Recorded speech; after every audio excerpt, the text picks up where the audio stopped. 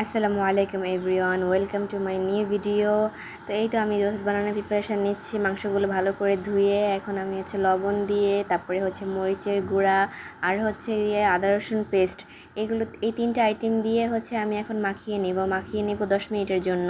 ভালো করে মাখিয়ে 10 মিনিট রেখে দিব। ভালো করে মশলাগুলো যদি মাংসের ভিতরে ঢুকে তাহলে এটা স্বাদ ভালো হবে।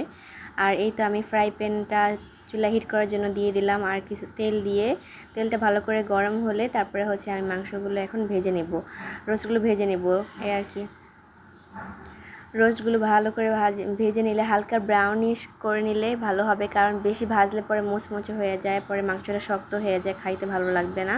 তো এই আর কি, হালকা হালকা ব্রাউনিশ করে ভেজে নিলাম। ভেজে নেওয়ার পরে উঠিয়ে রাখবো। যেখানে একটু কাঁচা কাঁচা থাকবে সেখানে ভালো করে ভেজে নিতে হবে। এই আর কি, তারপরে এই তো আর কি, আমি একটু অন্য সাইডে ফ্রাই প্যানে আমি তেল গরম করে তারপরে এটার ভিতরে একটু তেজপাতা, তারপরে দারুচিনি, তারপরে এলাচ আর পেঁয়াজ দিয়ে ভালো করে ভেজে নেব। ভেজে নেওয়া হয়ে গেলে এটার ভিতরে আমি পানি দিয়ে দেব।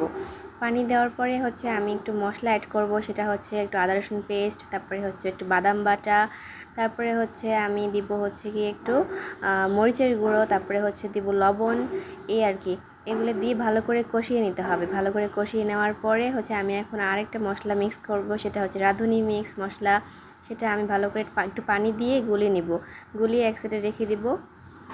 আর একটু লেবু দিয়ে দিতে হবে, লেবু দিয়ে ভালো করে মিক্স করে রেখে দেবো এক সাইডে। আর আরেকটা আমি দুধ গলিয়ে নিব, যাতে টেস্ট বাড়ানোর জন্য। দুধটা দিলে রোস্টের কালারটাও সুন্দর হয়ে যায় আর টেস্টও ভালো হয়। এই তো ওই যে মিক্স মশলাটা, রাঁধুনি মিক্স মশলাটা দিয়ে দিলাম, আর একটু সস দিয়ে দিব স্বাদটা ভালো হওয়ার জন্য। ভালো করে কষানো হয়ে গেলেই তো আমি পানি দিয়ে দিব। পানি দিয়ে এটা ভালো করে নেড়ে চেড়ে মশলাটা মিক্স করে তারপরে ভাজা যে রোস্টগুলো ছিল সেই রোস্টগুলো আমি এটার ভিতরে অ্যাড করব। রোস্টগুলো এখন দিয়ে দিব, একে এক করে রোস্ট সব দিয়ে দিব।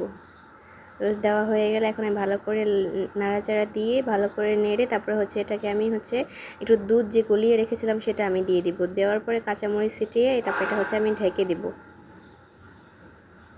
কাঁচামরিচের ফ্লেভারটা অনেক ভালো আসে। এই তো অলরেডি রেডি হয়ে গেছে আমার রোস্ট। এই ভিডিওটি ভালো লাগলে অবশ্যই পাশে থাকবেন, সাপোর্ট করবেন।